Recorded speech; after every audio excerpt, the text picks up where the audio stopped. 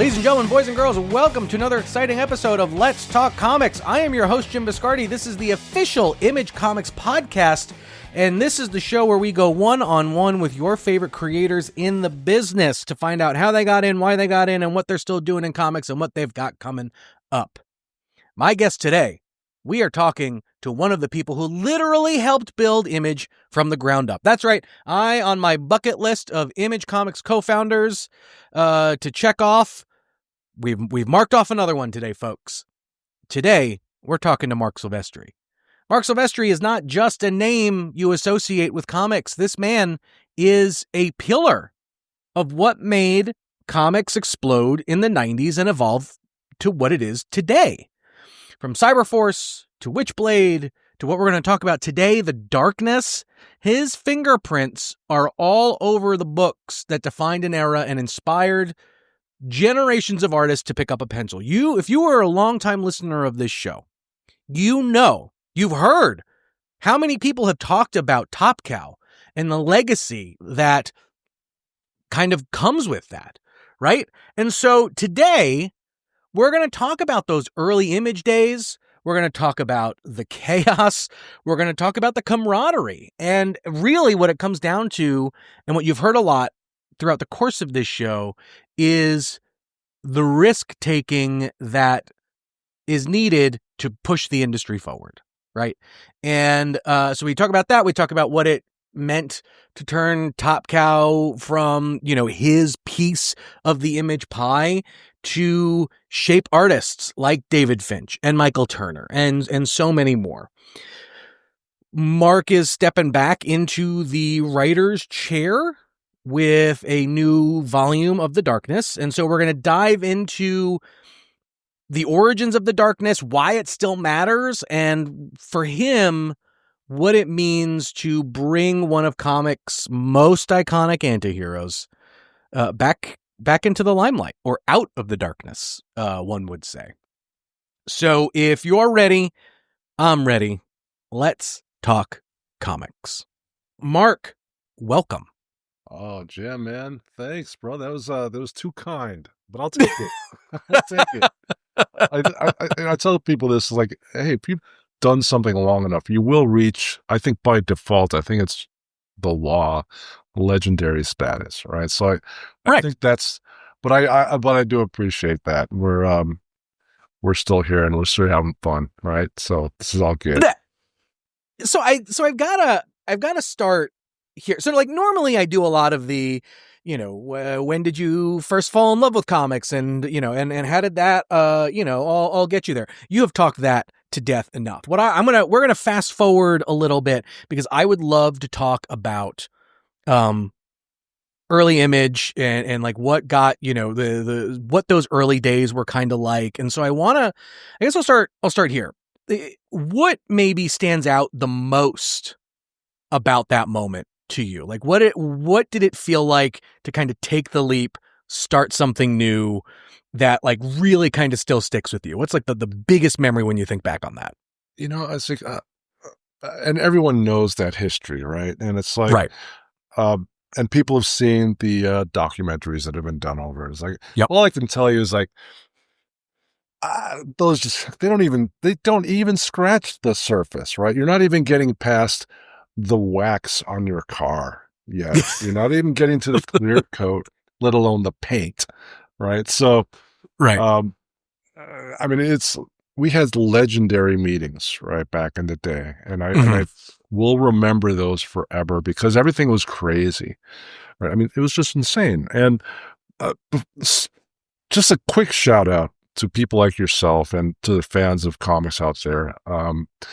Thank you, because none of this would be possible without your support, right? Image would not have happened without your support, right? And your support was so massive that we were allowed to make complete jackasses of ourselves on a regular basis, right? And bounce back, right? Mm-hmm. It's because y'all stuck with us, right? And y'all like, okay, right. We're still going to buy your book. It's like, yeah, okay, I wasn't crazy about that, but we're still going to support you, right? So, right.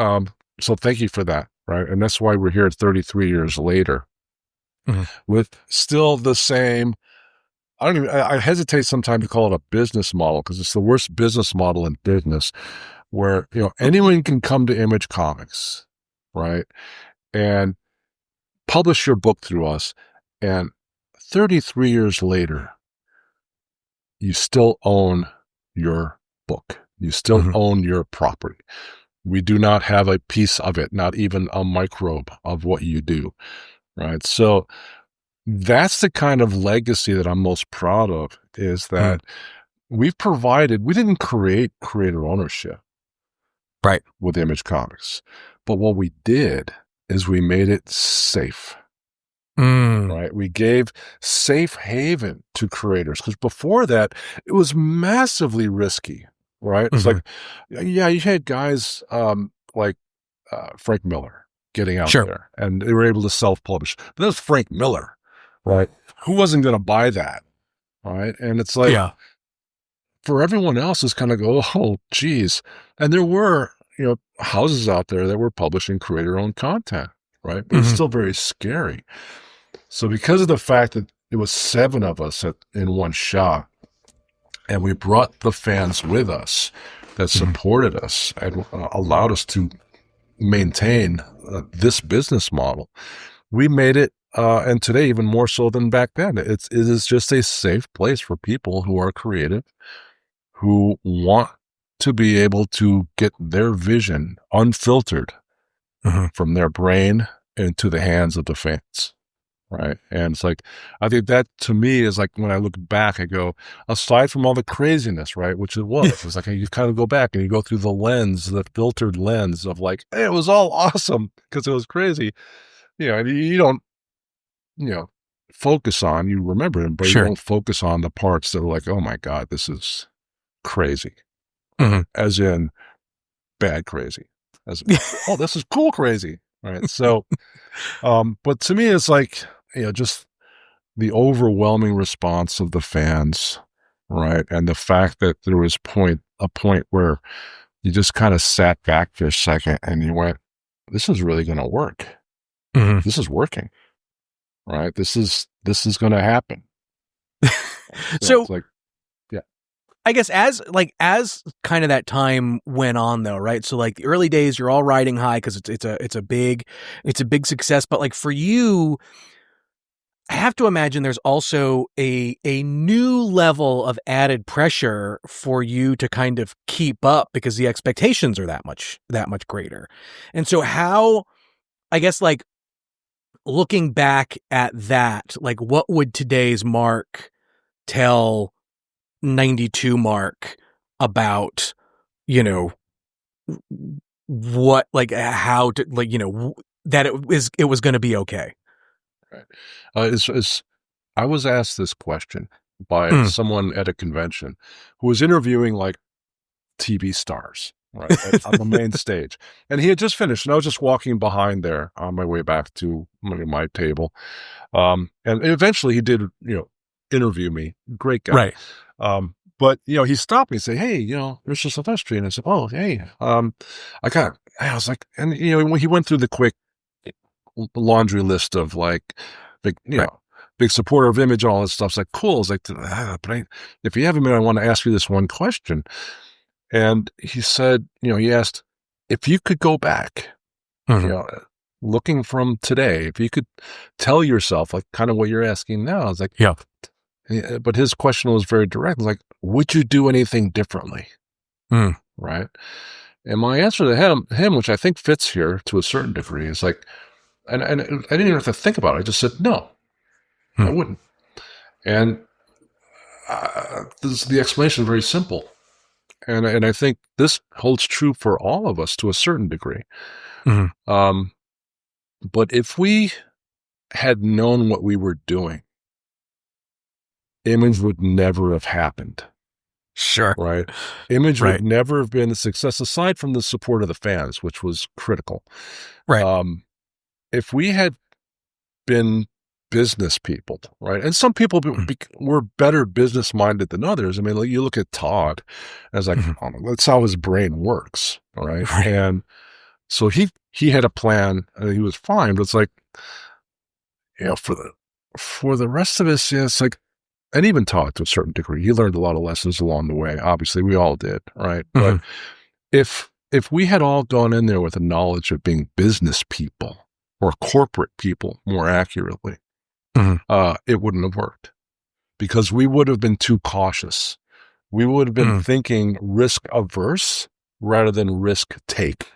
Right.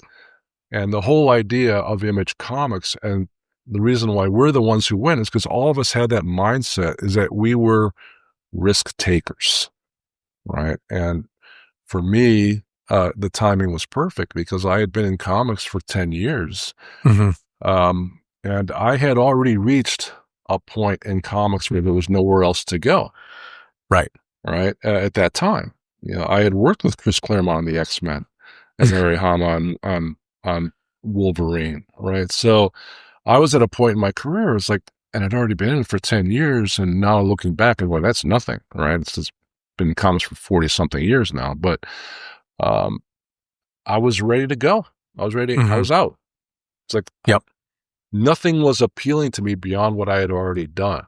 And the thought of continuing to do that at that level for the rest of my life, if I were the type of person to break out in hives, I would have broke out in hives. So I was personally looking for something else. I loved movies. I grew up on movies. That's what I grew up on. Right. Sure. So I thought, maybe I can get a movie business doing storyboards and then kind of work my way up. And, man, it'd be cool to be a director, right? Lofty goals. So I was already of that mindset when Todd approached me in the lobby of the hotel in New York, where I was at the time under Marvel's dime, which is awesome irony, there for an X-Men, conference. I love that. And, 1 or 2 minutes into Todd's pitch, he likes to say that I had to think about it, but it's like I was like, I'm in, right? I'm just in, right? Because not only was the idea just like, oh yeah, but mentally I was prepared for that idea. I was prepared for that level, which didn't exist. Did you already have like the thoughts of, Cyberforce and kind of everything else? Like, were those just pitches kind of waiting in a notebook somewhere, or was it more, okay, I've agreed to this thing, it's go time, I got to come up with something? It's funny you say that, because then Rob will, he says this story to me too, because he was at that conference, that X-Men conference. Right. And again, I didn't know about Image yet. I wouldn't know till that night. But, I saw what was going on in the marketplace, and I saw Jim Lee's X-Men #1. It's like, I want a piece of that. Right. And it's like, so I literally pitched Cyberforce in the room as a spinoff of the X-Men. Oh, wow. So I had already been thinking about that, but as a new #1 X-Men book. Right. So that's why people see similarities. Like, okay, because that was the pitch. And Rob would later tell me, he's like, oh, dude, if I was sitting next to you, I would have kicked you under the chair. Because Rob already knew, obviously, what was going on with Image Comics. I didn't know yet, right? So he was going, in his head, he was going, save that, that's for Image. And so I was like, that's just how it worked out, right? So I was already thinking in terms of, I want to create something from scratch. Right. Marvel turned it down. Right. Sure, whatever, but made it easier for you. For me. All right. Yeah. So I was like, okay, well, I already have my first property then. Creator owned. You don't want it? I own it now. All right. Yeah. I have to ask you this because to me, whenever the conversation of character design comes up, and I've got you like top 3 in my list, and so for you, is that, like, I guess as far as like the process goes in doing that, I know for some folks, I've said like they'll do a ton of research and then try and, come up with something for that look. And then some folks, it literally just comes out on the page as they're doodling. Where on the spectrum are you for that? Sometimes it just happens on the page, right? Yeah. But if I'm designing a world person, let's say, The first thing I want to do internally is have a feeling of what the aesthetic would be, right? And you try to match that with the world, obviously, right? You don't want that, the wrong aesthetic plugged into the wrong world with the wrong characters. So, horror is obviously a different aesthetic than sci-fi. Sure. Right? So, I'll start just sketching what's in my head, right? So that I can see a direction. Because, as a creative person, and as a fan of, genre stuff and growing up on sci-fi and growing up on old school monster horror, like, the monster movies back in the day and fantasy as well, I kind of already have that mindset a little bit in there. I had to kind of plug in the superhero vibe later, right? Because I didn't grow up on that vibe.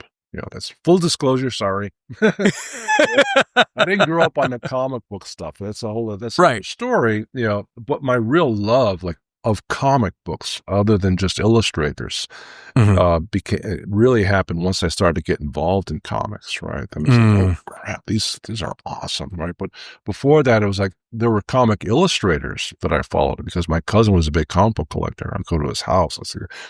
My first exposure is like Jack Kirby or John Buscema, Bernie Wrightson and these people. I was like, okay, that's what I appeal to. The GOAT for me, as far as my artistic influence, I could never compare myself to this person, but that's the GOAT is Frank Frazetta, right? And it's like maybe you can see a little fraction of that in there. Obviously, my base is John Buscema and stuff like that, but you can kind of see a little Frazetta in there, my compositions and stuff. But for me, it's like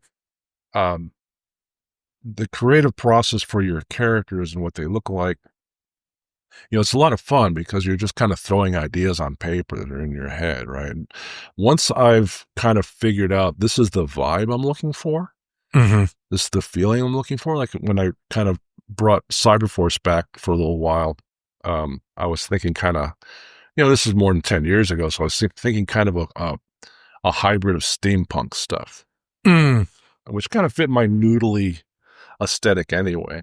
Right. So I was like kind of going, okay, this is the vibe I'm looking for. And then I kind of did some research about, let me see some steampunk stuff, right? And I was kind of going, okay, steampunk is that, but there's also diesel punk, right? And there's cyberpunk, right? So there's all these punky things out there that I kind of was like drawing from various like subgenres of that genre, right? And kind of trying to make it my own. And the more that I was like making my own, but with those as influences, the more I was like going, oh, this feels good, right? This is the look I want. And it was fairly consistent throughout all character design of that relaunch, is that they all kind of had that cyberpunk / steampunk elements in there, but, with my own little spin on there. So, I think my process is first, what is the vibe, not only of your character, but the world that they inhabit. I did this Batman Joker thing. Right. And, it was my vibe for those characters was that Batman was this force of physical nature, who was, when you see him, he's imposing. The Joker is the complete polar opposite of that physically, right? It looks like you can, knock him over with a leaf, right? Or breathe on him too heavy, he's going to fall over. Right? So, right. Because that's not what makes him powerful, right? What makes him powerful is that he's crazy and he doesn't care, right? That's what makes him scary. Yeah. What makes Batman scary is the way he looks physically imposing. Right. So you kind of design your world around that sort of stuff. And, it starts to click. And then you start to go, okay, you extrapolate that out beyond, right? And beyond your characters, then into the whole world that they inhabit. It kind of bleeds into that as well. But it's a fun part of the process for me. I enjoy that. Right. I do want to talk a tiny bit about just Top Cow in general and kind of the legacy that even that has kind of, built for itself, right? And so here you are, Image starts, and you've got your own studio, and then coming out from Top Cow are artists, like David Finch and a whole boatload of other folks who have all said incredible things about being able to kind of get coached one-on-one by you, and how that's really kind of helped them set their work ethics, their style, their approach. For you, like, it's all like you have you've got obviously what Image has meant to a ton of creators over 33 years, but also, what Top Cow has meant for a lot of actual creators who, got a lot of the great feedback and learned under the tree of Silvestri. I have to imagine that's a different kind of special for you. Yeah, it's a special I was not expecting my whole life, right? And I've told people this before, that it's literally one of my fondest and memories, and one of the things I appreciate, going back to your original question about Image and about the opportunity that Top Cow has had, was this studio environment and fresh faces coming in, right? And I never would have imagined, if you had asked me, Image has been around for 33 years, if you had asked me 34 years ago, right, that working with people and helping develop their talent, helping nurture their talent, would be so rewarding on so many levels, right, that it became actually a massive part of my daily enjoyment, right, that made me happy. That I loved that aspect, and also, especially back then, before the internet, before we had technology like this with Zooms, comics was a very, solitary, lonely business, right? And it's like, maybe if you went to a convention, it's like, okay, now I'm around my people, right? Otherwise, you were at home by yourself, just like kind of, which when I first got the job, it sounded really appealing. Oh, I don't have to go anywhere. I draw pictures and somebody sends me a check. Awesome, I'm in, right? So, but for me, it's like, suddenly in the studio environment, it's like, wow, I'm surrounded by people that are like-minded, that are creative, and that is who they are at their core. It was just such a pleasure for me to help nurture that raw talent. Like, there was nothing better than someone coming in raw. And I have a Michael Turner story that I like to share as an example of this. But guys like Dave Finch and Joe Benitez, it's like coming in open to learning. Number one, you need to be open to learning, right? If you come in with the attitude like, I'm awesome, so you're not going to get any better, right? You're just not. All right. So for me, it's like, and I always tell this to artists coming in. It's like, look, here's the deal. I don't want you to draw like me. It's not why you're here. Right? I don't want you to be my clone. Right? If you do, fine. If that's what speaks to you, awesome. Go for it. But what we're going to do is we're going to make the best version of you, right? And how you see the world through your artistic eye, right? We're going to make the best version of, Dave Finch's artistic talent, right? And it was great to kind of see how that would blossom as you went along, right? And how you would have those conversations. It's like, and they're very, very open to be walking around from table to table, just kind of looking over people's shoulder. Well, that's one of the cool things, that communal aspect, right? Like, because you had, like, people were in the studio, kind of shoulder to shoulder, all like, I imagine trying to, like, potentially one up one another, but it seemed like there was a hunger.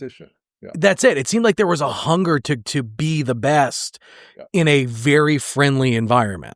Even I fed off of that. Yeah. I would see somebody do something really cool and go, oh man, I got to step up a little bit here.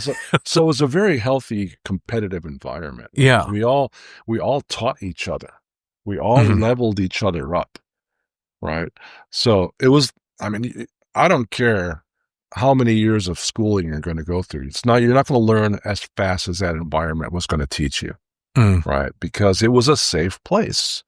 Right. You were amongst your peers, all of you loving what you were doing. Right. Loving it. Right. And showing your originals around. Right. It's just, we would look at those Japanese pages, go, oh my God, did you see that page Joe's working on, or Dave Finch? Right. It's like, oh, Jesus. It's so cool. Mike Turner. Right. It's like, oh my God, I can't believe that. Right. So, we all fed off of that. Right. And it's hard for me to describe this particular thing, but try, people who are watching this, try to imagine, like if you ever wanted to be a comic creator, or if you are a comic creator, but try to imagine,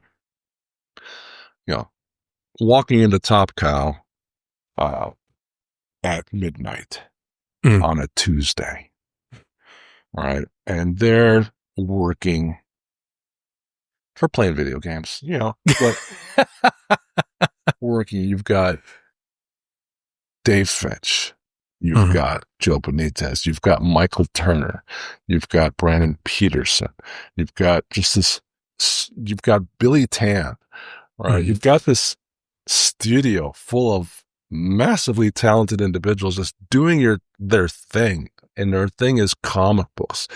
Some of the best colorists in the world. You'd walk into the production office where the coloring was happening with, Brian Haberlin and Peter Steigerwald. And it's like, and others. It's like, you're looking at this stuff and it's going, wow.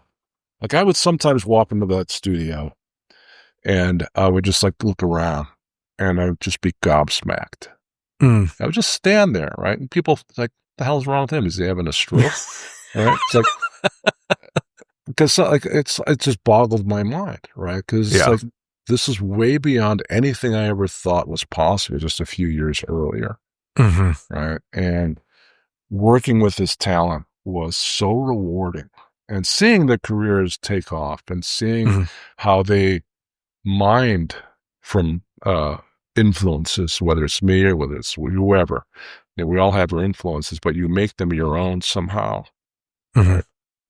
And seeing how their trajectories went up, and how fans love their work, and how happy they make their fans with their work.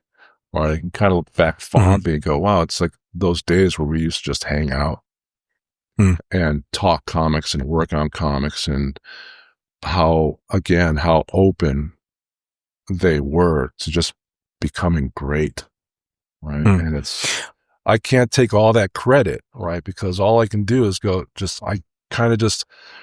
hey, you're turning the wheel left. How about turning it a little bit more right? Yeah. And to see the spark, that was the thing. To see the sudden realization of, right? It's like, that's the rewarding thing. Well, I think one of the other things about Top Cow and the artists that you had there was like there was a very specific energy that you could feel in those books, right? Between design and in the kind of the storytelling and just the look of those books. What do you think about that look kind of still resonates with young artists today?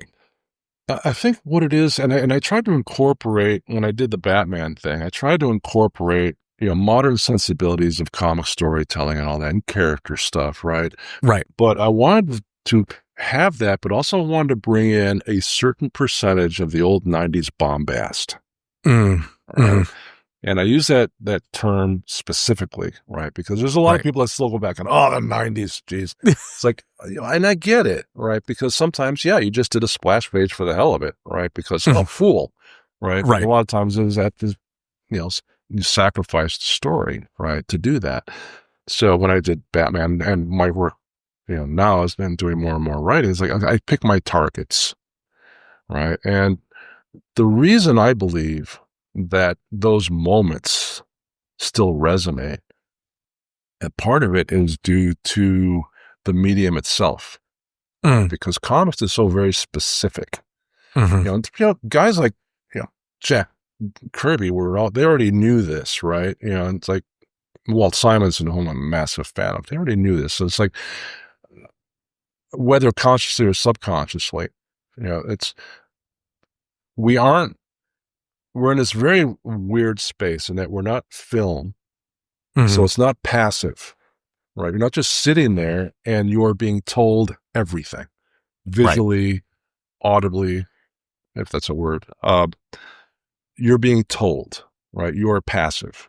Yep. A novel, you are a participant. You're being described what your brain should be seeing, right?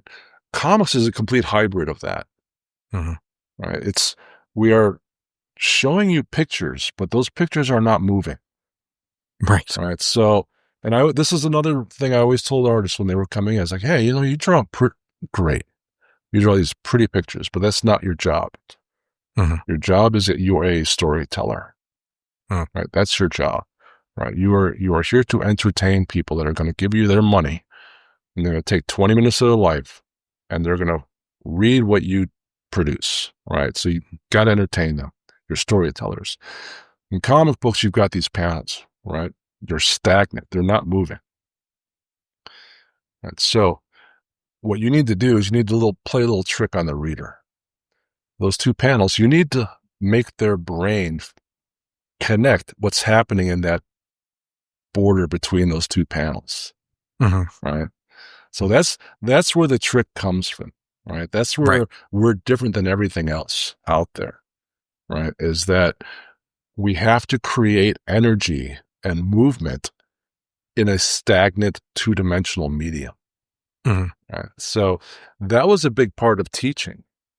Because I always considered myself, I'm a pretty good storyteller, right? So by nature, maybe because of my love of movies, whatever, it's kind of cinematic, but there's those moments, right? Like the 90s bombast, because it is a static medium that you need those moments when they matter to leap off of that two-dimensional flat surface, right? You need those moments, especially, in superhero comics specifically, right? You just need that to help turn the page, right? And to keep that excitement level up. Right? Now you can do both. You can have your character moments, you can have your quiet moments, but you plug in those 90s bombastic moments where they matter.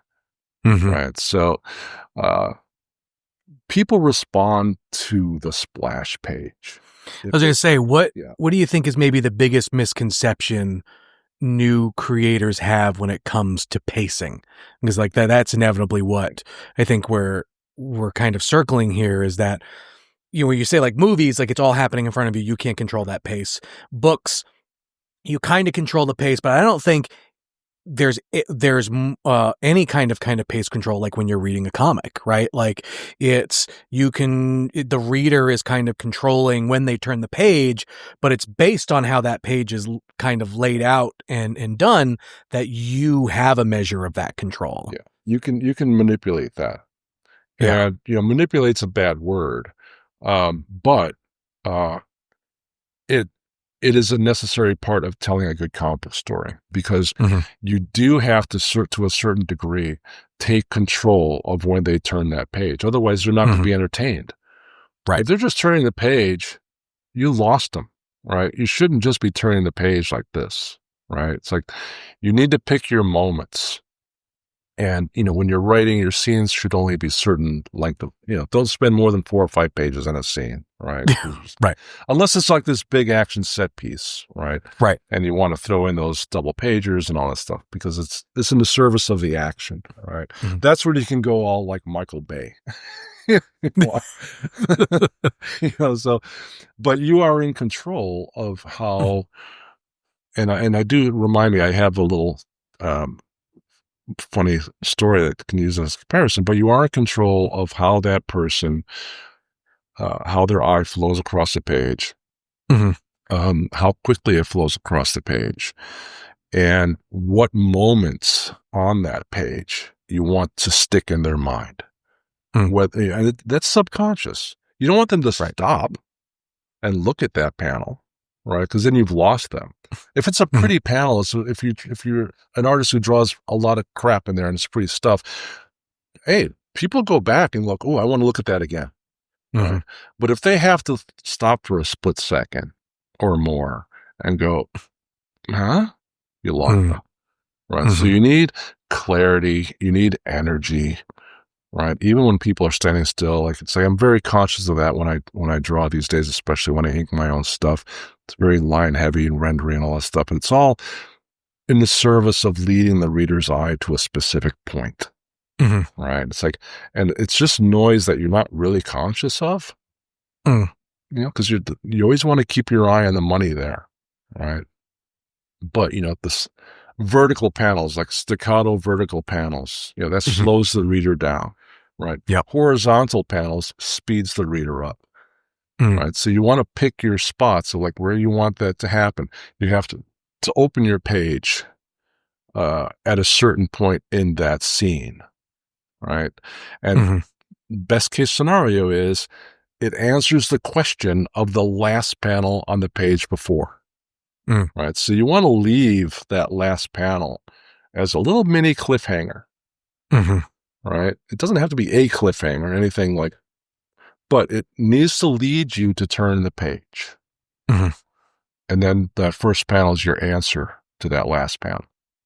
Right.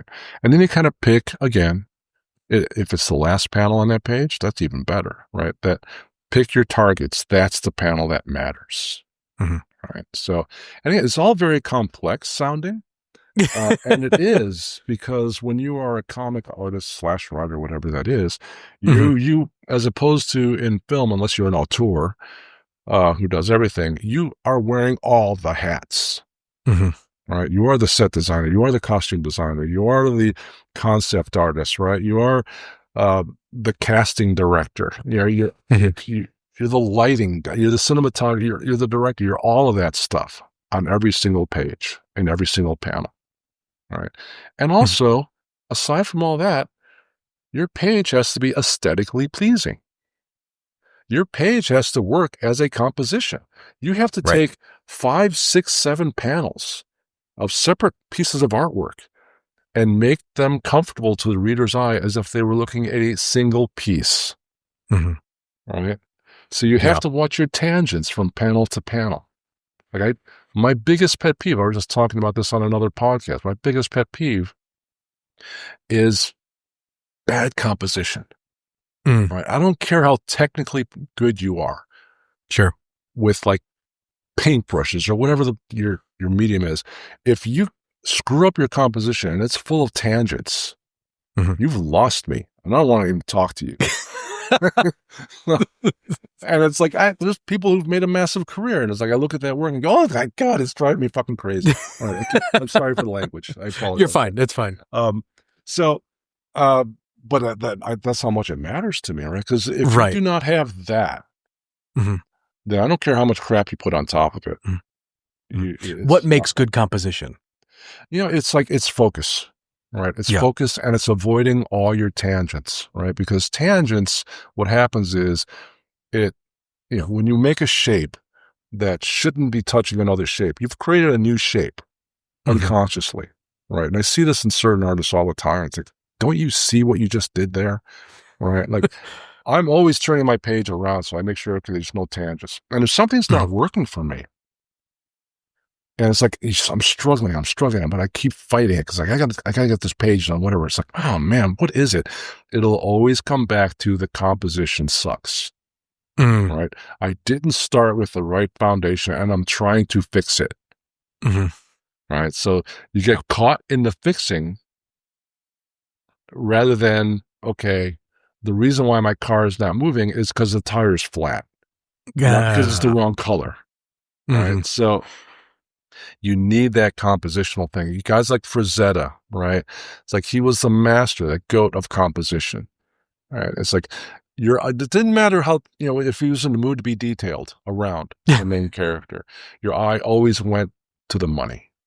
And that's the key. That's the key to good composition. And he never had a tangent. Because what happens when you have tangents that create other shapes, they pull your eye away from the main event. What's going on in the corner over there? Nothing, but my eye went over there. Why? Because you created another shape. Right, so that screwed up your composition. The safest composition that there is out there is just the A shape, the A-frame composition. Right, Frazzetti used that all the time with Conan. You look at this classic Conan cover that pretty much cemented his role as the man for fantasy illustration. Right, it's like it's an A shape. Right, there's Conan and there's stuff, but your eye goes right there. Yeah, there's a skull back there. Oh, I see that afterwards, right? But I see Conan and the power of that. And you want the energy to be kinetic. You want the flow to be great. So sort of all these things, and it kind of brings me back around to an example of this and composition, why it matters. I've been in the comics for 40 something years, right? And I've never done this before. This was in Batman. Okay. And if we ever do a artist edition of it, I'm going to have both versions of this page printed. Because this has never happened before. Sometimes you make a mess, like I'm describing. Sometimes your panel is like, oh, it's not working, right? Or you got to fix the storytelling. It's not in the right way. But I was in a hurry, so right? I did this entire page, inked and everything, an entire page of Batman Joker. And but it always bugged me, and I have that problem where it's hard for me to move on if something bugs me. But I was in a hurry. It's like, okay, screw it. I don't know what's wrong with it. I hate it, but I got to move on. Right? So I moved on, and I kept going. So then I revisited the page, and I thought it was this one panel. Like, oh, I drew the figure going the wrong way. I drew the figure going right to left instead of left to right. And so I was thinking, okay, well, I'm going to have to do a cheat here. Either I'm going to have to redraw, which is going to take me a lot of time, or I'll just take a stat of it, take a copy of it, and flip it. I work old school. I'm pen and paper, right? I'm not working on a computer. But okay, that's what I would do. So, but to double check my work often, I would scan it and put it on the computer and flop the image. Like, oh, that's what's wrong with it, right? Because your brain then sees it for the first time. So this page, when I flopped it, and this is a storytelling page. It wasn't a splash page. It was a storytelling. There's like 6 panels on this page or something like that. Suddenly the entire page, storytelling-wise, aesthetically, worked. That never had. So literally I reversed the thing and reading it from panel to panel. Suddenly it was a new panel 1, but it all just added up. All right. So I had literally drawn the whole page backwards. It's fascinating. And I had no idea until later. Right, I had a new perspective on. So if we do an artist edition, I'm going to have that because the printed page, is backwards. It was, I had it scanned backwards. It's like this is how it's supposed to be, but the original is the other way. All right, so I will have both of those versions in there so people can see as a perfect example of not only how a professional can screw up, but an example of how you tell a story, and how a page aesthetically is pleasing. All right. There's your difference. That's incredible. Man, I could listen to you talk about that stuff all day, but we do need to start getting to the darkness. And so I want to start a little bit back, about, the early darkness days. I guess the question I'll start with is more before the darkness, I guess, even existed. How, what kind of ideas maybe were you chasing that basically evolved into what Jackie Estacado is in that world? Well, people don't realize this, but even though we launched the darkness out of Witchblade, right, 96, I think it was, which is hard to believe it was that long ago. The idea, the concept of the darkness and that power was first by like a couple of years. Right, 2 or 3 years first. I pitched this idea to David Wohl because, like I said earlier, I grew up on old school monster movies, right? The old Universal monsters, especially. And I always thought, Dracula was the coolest. right? Who didn't want to be Dracula, right? And I love the concept of, someone who is super powered, essentially, at night, but completely helpless during the day, right? It's like, okay, I want to pull that idea into contemporary comics, all right? And, like I said, I grew up on horror and fantasy and sci-fi. And one of the earliest maxims of Top Cow that I used to tell people that were, working together with me and the team, it's like, look,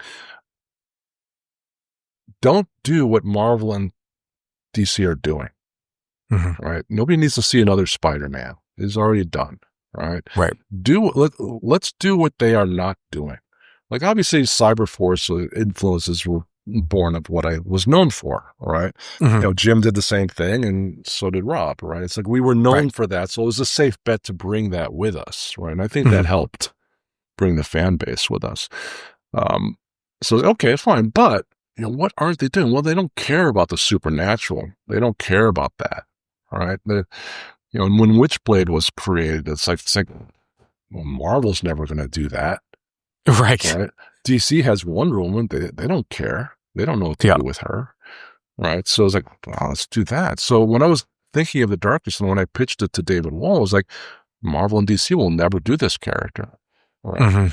I wanted to do this true anti-hero because I was like sick of, and this was way back in the day, I was sick of Superman being Superman.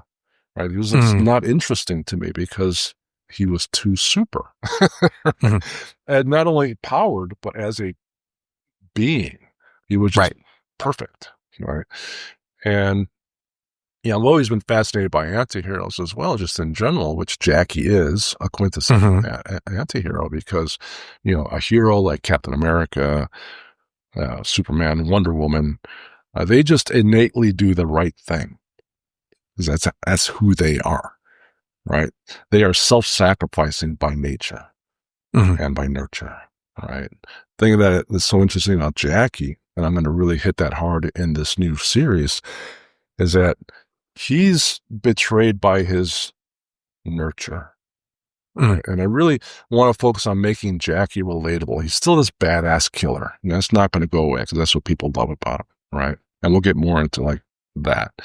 But I always like the idea of like, okay, we take this concept of vampirism, we give it a superhero spin, and we make this guy like maybe bad, right? And when we, brought Garth on board to write, it's like I think he responded to that and really like helped develop that world of who that character would be. Right, that anti-hero would be. Because the thing that I love about Jackie is that he's not self-sacrificing. He's all about self-preservation.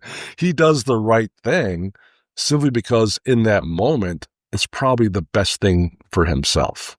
It's the most advantageous thing for him to do in that moment. It's like, oh, okay, I'll do the right thing.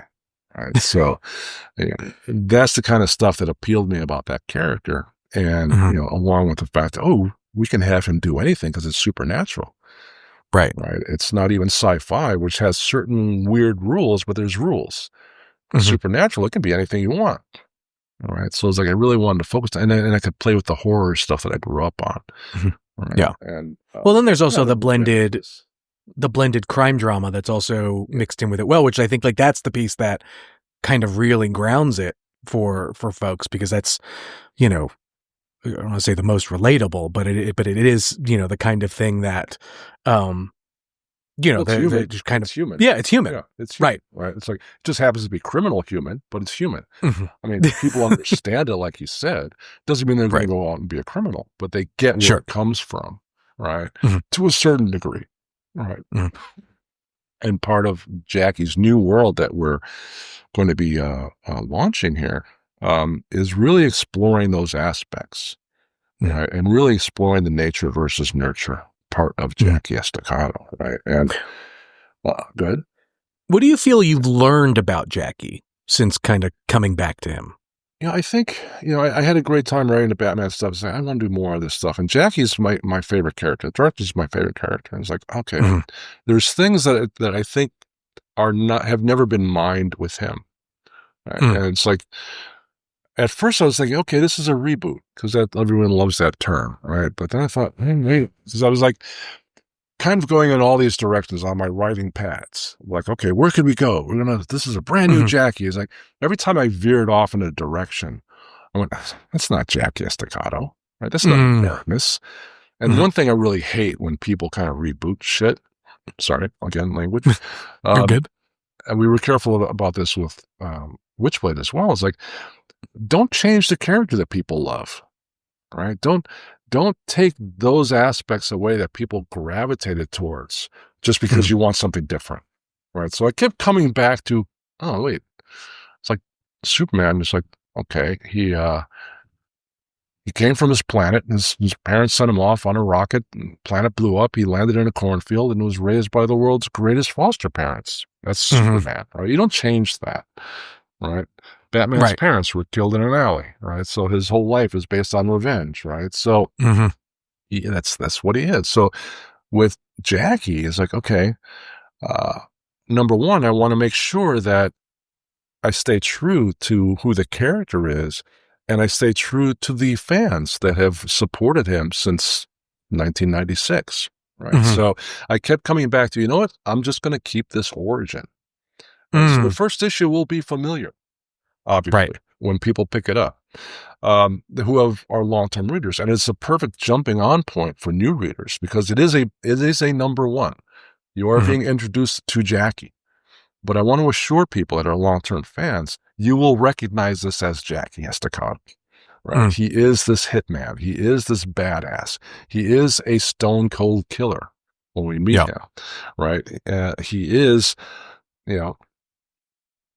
again, it adds patina to this character, but he is shallow. He is self-serving. He is all about him, right? When we meet him. I like to describe where we're going with this as kind of Breaking Bad in reverse, right?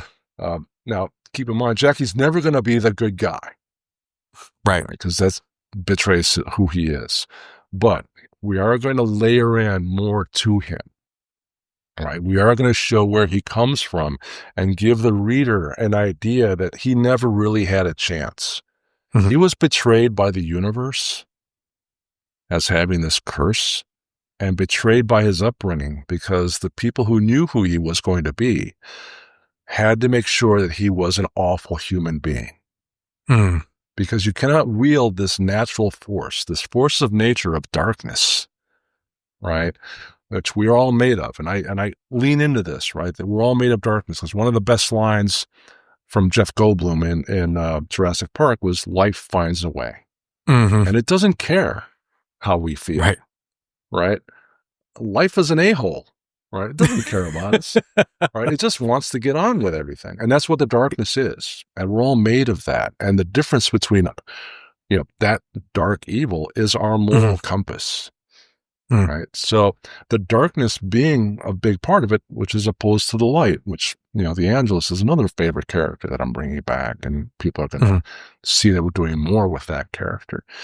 I wanted to show, because there's a line, I'm not spoiling this because we have it in the preview book that we had in San Diego, but there's a line that's going to matter throughout Jackie's life.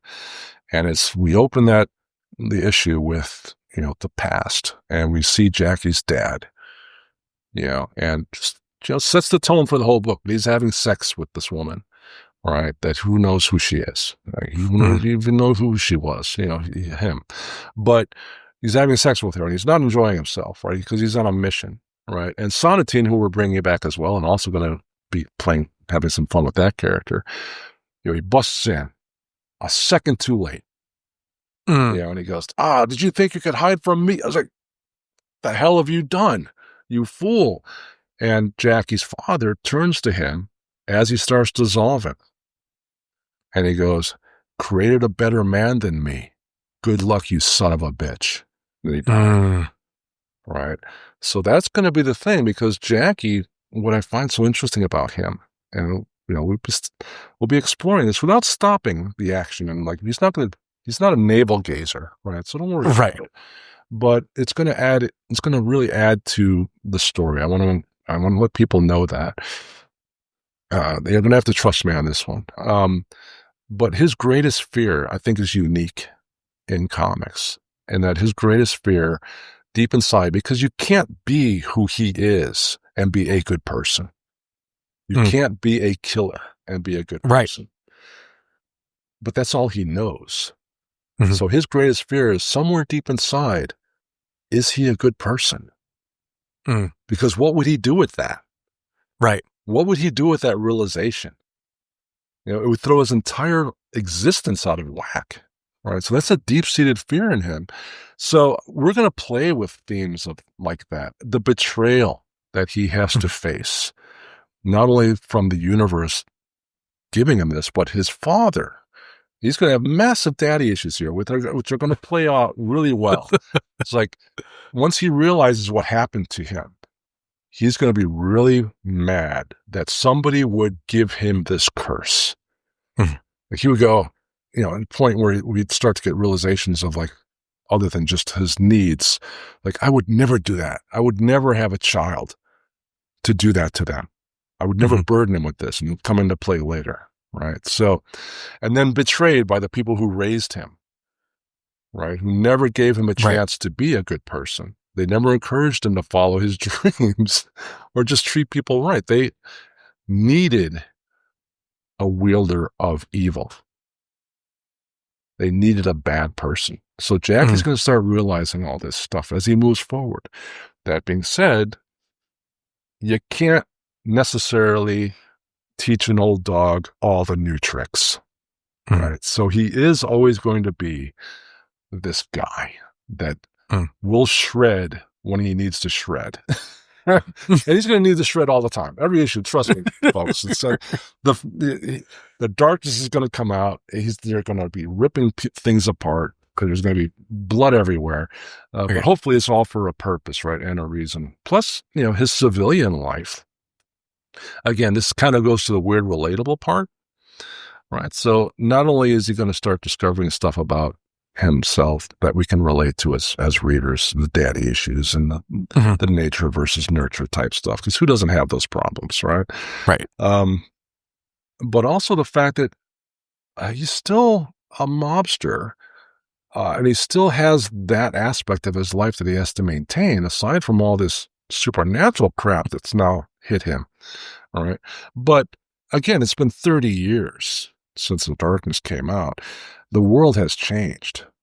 Right. So you have to adapt to that without changing the character, without not being true to who he is. But it's a brave new world that we live in, obviously. Way different.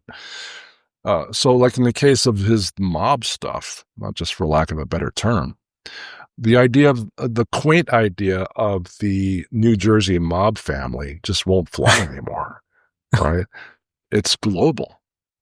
All right. So Jackie's going to find out that it's way beyond him solving problems by shooting somebody in the face, right? Because if he does that, he creates, and also with the darkness power too, and we'll get to that, because if he does that, he's going to realize, wait a minute, there's a domino effect here. Because you have entire economies based on crime.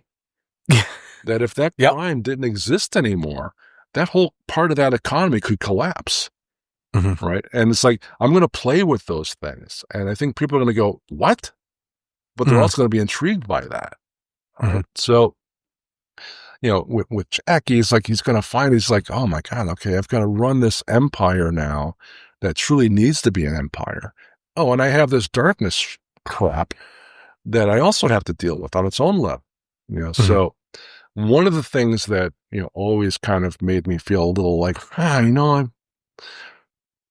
this could be a little better is that I always thought Jackie was overpowered for his world. Right. Aside from the fact that, light will stop him. Right. But realistically, he could kick everyone's ass overnight. Right. And it's like, well, let's throw a wrench in that. So I'm going to ramp up all of the opposition to him. Right. And the other thing I wanted to, gangs. Yeah, go ahead. The other thing I wanted to ask about too is how important was it for you to kind of, again, it kind of goes back to my question about character design, to kind of keep the ethos and like the overall look of what Jackie in his darkness form looks? Was there a bit of you that was like, well, this is an opportunity to potentially change it up, or it's like, well, it works. Let's, obviously there's tweaks here and there, but I feel like you did the same thing with Witchblade, right? Like it's such a classic, iconic design that, we're in an era where heroes get redesigned and get new costumes and stuff all the time. Was there an impulse for you to try it? Yeah, in fact, Jackie is a little bit different, but he still has that same vibe, right? Right. So, and I think in the first issue, we actually have some back matter in there that shows my design process of him and the few ideas that I had, but always keeping those touchstones on him that people would recognize, like the mask and all that stuff, but changing him enough that it was a combination of making him more fierce looking, in the face, so he was just frightening, but cool and sexy at the same time. Right? He's like, he's not a monster. He's just like cool looking badass dude, right? Who was going to kill me. But his costume, I wanted to streamline a little bit. His costume was just very like gothic looking back in the day and very noodly and all this stuff going on. It's like there's a certain part of like, okay, fans expect that to a certain degree, but let's streamline them a little bit. Just put those elements in there that don't interfere with everything, and just put those, concentrate those in the upper body and arms and the face, and then streamline it down. And people notice that, when they see him, say, "Oh, that's Jackie," but he looks kind of sleeker. That's kind of cool. And we played with color a little bit. It still has his trademark greenish color, but we, playing with like, okay, how do you fade from this one color dark on the bottom part of him to this more green that people are familiar with, and still have the metal pieces that are shiny and bright and all that. It's like that people are expecting. So, and I think I came across a compromise with that. I'm actually very happy with his new design because it does pay respect and homage to who he was, and respects the fans who have followed him, but it also brings him, I think, more modern. So and I thought that was important. Same thing with the Angelus. It's like, it's like, okay, make them a little bit different, but they're fierce and she's fierce, and that character I'm going to play with, that people are going to kind of go, where's this going? Right. So in the familiarity of that first issue, that story arc, that people go, okay, this is Jackie, this is where he comes from, this is what he does. I'm leaving little nuggets in there. Like when Jackie first meets Sonatine and the Angelus, it's just one page. It's one of my favorite pages, right? But it's got this combination of horror in that, wow, this is a terrible situation for him, but also comedy, right? Because it's this very casual meeting. And it kind of shows you that, things are going to be a little bit different here with that dynamic, right? And it's like the Angelus isn't just going to be this like hand-wringing villain that just wants to kill him, right? She has a plan, and she has a personality, and she has a human form that she can go into, right? And just engage, right? And Sonatine, I'm ramping him up a lot. And those three, people start to notice that in like issue 2, issue 3, it's like, this is going somewhere else, right? And again, not betraying who he is in that world, but, this is going to be interesting. And there's going to be a lot of twists and turns. There's going to be some surprises in here that people, I guarantee you, are not going to see coming. And you've got the Darklings. And the Darklings are like, I love the Darklings. That's another thing that I'm ramping up here because, unlike other characters, Batman or Jackie does not have an internal monologue. Right? So there's no captions of him thinking to himself that reader's going to see. But what we're going to do here, because the Darklings are so awesome, and they really epitomize what Jackie's problem is, aside from the fact that he's got these serpents that come out and just shred people to pieces. Jackie's darkness power, these things, these Darklings and all that, they're him. They're his id. They're his subconscious that we all have. Unfortunately for him, if he has road rage, it's going to come up manifest physically. Right? It's like we'll keep it in the car. Right? It's like, right. I'll keep my anger in the car. Maybe I'll flip you off to myself, but I'll keep my anger in the car. But Jackie doesn't have that luxury anymore. Right? Mm-hmm. So all of his id, the anger, the sorrow, the sadness that he doesn't, the emotion that he doesn't touch, that he's got buried, right? All of that is his id that becomes manifest through these darklings. So it's going to be fun to have Jackie in situations like if he's with Jenny and all that, and he's emotionally stunted to the max, right? So he's buried all his feelings, but she'll see behind him this darkling appear that he's completely unconscious of, and it's like his heart darkening that he's got buried, and it's crying, right? And which would be annoying as hell to him, right? Because now he's got to deal with that. Now he's got to actually talk to Jenny.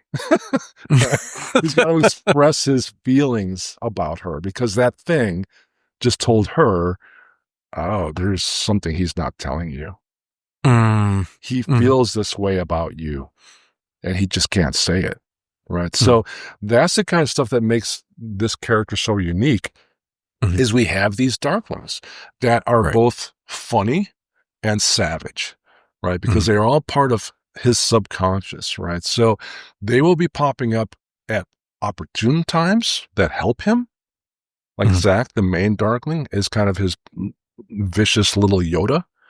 He's also very pragmatic because he's been around for a long time. We don't know that right away, but he's kind of there to help him out a little bit and kind of like plant a seed of sensibility in his head about how to maybe rethink a problem. Right? And that's how the reader is going to get Jackie's internal monologue, is that he's going to be talking to himself because of the darklings. Right? And they will be the ones exposing what he has hidden from himself and others.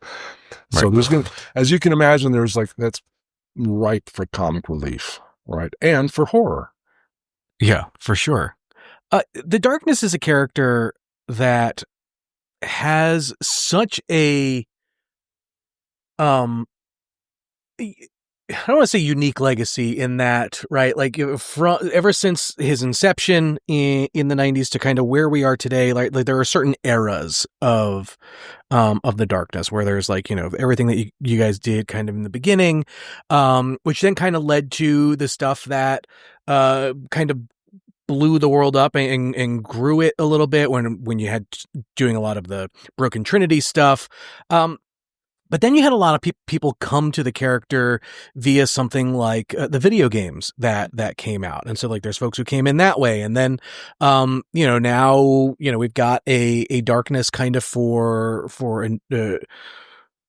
everyone who loves the character, but also for a new audience. And I guess for you, what has been shepherding kind of that legacy for a character that you've said is one of your favorites, if not your favorite, for years, and what then is different about the excitement that you have for readers coming in for this new first issue and the kind of new beginning you're setting for something very close to you?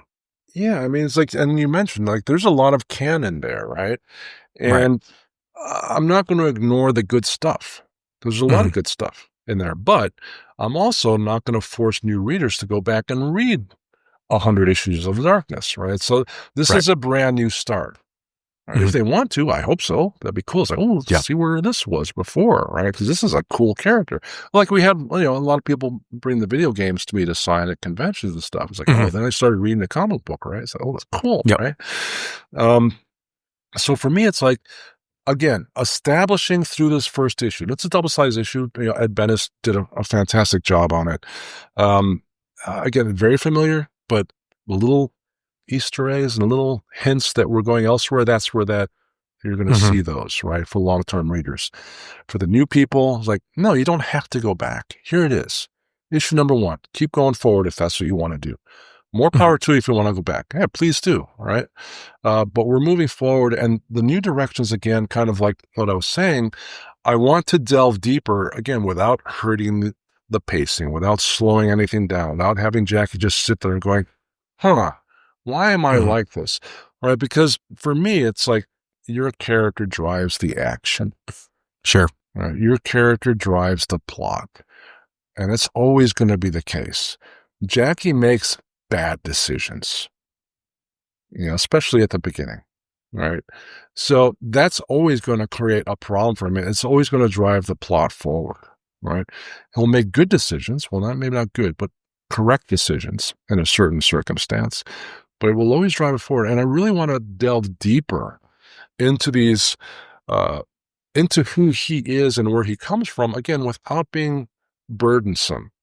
Like, especially villains, I really don't want to know where they come from to a certain degree, right? Right. But with Jackie, it's important to us. Again, it's moving forward. Everything moving forward, it's going to be important because, again, it's the nature versus nurture aspect of it. Right. And one of the things that I'm all going to do, aside from the Darklings, right, to help flesh him out, because again, that's always going to be forward moving, right? Because the Darklings are crazy, right? But I'm learning something from them, right? Without stopping them chewing somebody's face off, right? So we are going to be visiting the darkness world itself, and it is a physical place. Jackie's darkness and all the wielders of the darkness before him had a physical place where everything that they did winds up, right? It's basically their own personal hell, but it is a place. That's where I'm going to bring in my love of fantasy, right? It's just horrible nightmare world. And we're going to go there and we're going to establish it as being a place that is horrifying, but really cool that you'd want to go to and hang out in if you weren't going to be killed. Is there something that you feel you can do today that maybe you couldn't back when you started with the character?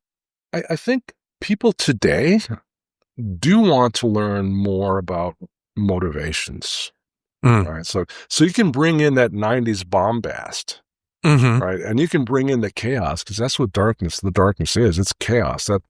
That force of nature is chaos. And you can, now you've thrown in this human being who has tried to not be a human being, right? And they have become a problematic wielder of the darkness. Jackie is the first of his type, and we'll get to why that is, which I think is also very interesting, and part of the twists and turns we have coming for old-time readers. They're going to go, oh, I didn't expect that to hit me, right? It's like, oh, I didn't think that. But again, not betraying them. But he, because of who he is a problem for Sonatine. He's a problem for the Angelus in ways that we haven't seen before. But he's mostly a problem for the darkness itself, right? Because he is the worst wielder it could have possibly wanted, right? And that's going to play hard into this. I'm going to lean into that because there's a whole lot of drama there, right, that you can mine from. And because this is a massively powerful force, right? It's the force of creation, essentially. So Jack is going to constantly be butting his head up against that. And it's part of him. So it's going to be this push-pull constantly with him. And who he is as opposed to who he desires to be, and, the circumstances and the costs of being who he is, the costs of learning about who he is and what he can do. And again, it's like you want to have this that maybe you couldn't explore years ago, because I think people want to learn about who they are. And this Jackie's kind of a reflection of a part of us that we don't like to talk about, right? But it's there, right? There's a reason why people love horror movies. Right? And people love horror movies. Oh, I yeah. can't even watch these movies. I can't watch them. But people love these things. It's like, oh my God, what's wrong with you? It's like, well, you're a human being. That's what's wrong with you, right? Yeah. So what issue does Jackie get a therapist? He's not going to have a therapist, but he's got his therapist, really, remember. Yeah, he's got his therapist. All right. And that's the therapy for him, right? Yeah. And it's Jackie again being proactive, making good decisions and bad decisions that will lead him to keep peeling those layers off of this onion. Right. And that's going to be part of the fun for the reader moving forward now, is like, there is an onion here, because I love mysteries and I love unveiling things and I love pulling the rug out from people, from readers, because you can do that stuff as long as it makes sense. Right. All right. You can play with people, the reader, as long as they understand it's going to pay off. Right. It's going to matter. I was like, things can come out of the left field as long as they aren't really from left field. Right. When all is said and done, you go back and, oh, that's where that came from. Well, so that's what I gotta ask you about. I'll ask you this one last process question, and then you've been so gracious with your time, but I'll let you go. I guess for you then, as someone who loves kind of like, peeling the onion and setting the mysteries up, how do you go about planning that stuff? Right? How has your is the process different for you because you're not drawing the book and you're writing the book, or but for you, what goes into planning the circle in the circle in the whiteboard you've got with all the red thread connecting things? Exactly. It's like, and that's important, right? Because you need to have that, even if most of it never shows up on the page. As the writer creator, you need to have that universe there, right? In your notepads or your whiteboard, whatever your dartboard. I don't care what it is. But, for me, it's like, once I know my world and my character, the first thing I think of in a story, like I wrote this, which I'm mining from here in this series, which is where people are going to start to see the big differences, right? As far as where he goes, not who he is, where he goes. I keep having to hammer that home. I wrote this treatment for a screenplay years ago, like more than a decade ago, 15 years ago, whatever it was. And it was self-contained, but I went in directions in that I went, you know what? When I was thinking about redoing Darkness and writing it myself, it's like, I'm going back there and seeing what I wrote. Maybe there's something there. And I found out, it's like, oh, I could take a big chunk of this. It will play very well here. Right? It's like other chunks of like those garbage, I just can't use it anyway. But where he's headed in this, especially this first maxi arc of like 12 issues, right? Where he's headed, where the Angels is headed, where Jenny's headed, where Sonatine is headed, where we're headed. I pulled it from that treatment. Like, okay, I can use this. So you never throw anything away. I can use this. But when I wrote that, like when I write anything, once I know my character and the world he lives in, she lives in, what's my ending? Right? Where do I want to wind up? Because that's sometimes that's number one on the list, right? It's like, but it's certainly like a tied number two, right? If not number one, quite frankly. Because that's where everything's going to pay off. How many times you've seen a streaming series or a movie that they have you all the way until the end and you go, I will never watch this again. Right? Because it was unsatisfying for some reason. Right? So thematically, for my character, where does that person wind up at the last page here? Right? Where does it all add up? So once I have that and I go, that's my message, that's my story, right? Then I go backwards and go, okay, how do I make it entertaining? From issue 1 to issue 7 or issue 12, whatever number that is. Okay, now I got to fill in how it makes sense. How do I get there? That's entertaining with each issue. And each issue makes sense to get there to make that point that matters to the character. Because if it matters to the character, it matters to the reader. Right. So I have my ending. And so I know where this is going. Is that part as fun or more fun than actually then going in and writing? That part, once you have it figured out, because sometimes it's like, oh man, what am I trying to say here? That can be elusive, right? Because sometimes you got nothing to say, right? Then if you got nothing to say, then my advice to writers out there, then don't write that story. Sure. Right? Make sure you have something to say. Make sure you have a point. You don't have to hammer that in throughout the story, because that's going to bore people. Like, oh, okay, I get the message. Jesus. You save that for the end, and you write in service of the point. All right. So for me, it's like, if I have that, sometimes it comes easy. Okay, that's where I want to go. Then it's like, then to me, the hard work comes in. Okay, how do I make the middle, all the stuff between the beginning when I introduce this guy to the end where you see the resolution? How do I make this stuff interesting? And sometimes it's already there. Like, oh, I got this thing. I'll write to this point, right? And it's like, that happens a lot. Right? It's like, okay, so like almost immediately, once I have my ending and my beginning, my brain, because again, maybe it's because I love movies and all that stuff. So my brain is already picking those moments that matter, right? And again, they're always in service of where they wind up. So I was like, okay, how do I get to those points?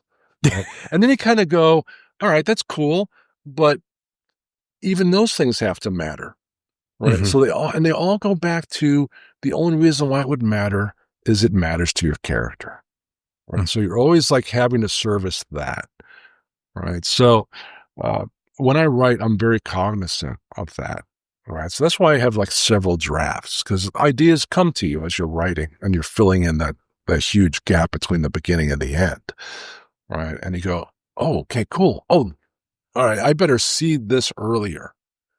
All right, I better, this is a great idea, and this is where I want to be on issue like 3 or 4 or 5, whatever that is. But in order for it to make sense, I better seed something a little earlier for that. I'm going to set that up so that when we hit that point, it makes sense, right? And it matters. So filling in all those gaps, like that can be kind of tedious, and it's so important that you can feel that's where the pressure comes in. Right? Not so much like, oh, I've got my ending figured out. It's like, oh, I want to see that movie, or I want to read that comic because I want that ending. That's cool. Like the pressure's off there, right? So the pressure happens in keeping the reader, in this case, engaged and entertained. So that when the ultimate goal of when they close that book, and I'm going to say book because I'm old school, right? That's how I like my comics, right? When they close that, you have to have them going, oh, I can't wait 30 days till that next one comes out. I can't wait to see where this goes. Because if you don't have that moment, right, you don't have that last page or that last panel that makes them do that, you messed up. Right. So that's the key. Like when you're doing a comic book, and again, that's specific to this genre. You've got, 22 pages, whatever the number is, to make sure that, okay, I'm on task. I'm on track. I'm telling the story to get to this ending. I'm servicing my character. I'm making them make decisions. I got to get to this last page. Right. So even if the story is continued, that book itself has to be entertaining. All right. So, and if I do that and I make you want to buy that next one and spend that $4 or whatever it is, and then 20 minutes to read it, I'm doing my job. Man, Mark, you could not have given me a better way to end this interview than that right there, because we are just about 30 days away from The Darkness #1 hitting Wednesday, December 10th. Mark, we'll have to do this again. FOC, you got to tell your retailer that you want you want it by Monday, but depending on when you're listening to this, because someone may find this episode 10 years from now, and you'll have to go pick up the trade and the back issues and all that. Mark, we're gonna have to do this again sometime because I had an absolute blast. Like I said, so many things we could talk about, but that's where we're gonna leave it here today. And folks, we'll catch you on the next one. Appreciate it, everyone. Thank you. All right. Before we get out of here, if you enjoyed this conversation, do me a favor. On your phone right now, just go click, take a screenshot, share it on social media, tag me, tag Image, tag Mark, tag Top Cow. Let everyone know you're listening to one of the best comics podcasts on the internet. And if you love this episode even more than just taking it upon yourself to share, head on over to Apple or Spotify, leave a review, leave a rating. It would mean the world. Because look, the reason I get to keep doing this and sit down with people like Mark and talk to them about what makes comics so damn special is because you guys, my dear listeners, keep showing up. So go hit your local comic shop up. Go pick up The Darkness. Go pick up something new. Tell someone why you love comics, because the more people who are reading comics means the more we get to keep talking about them. And I love it. Folks, we'll catch you next time. See you later.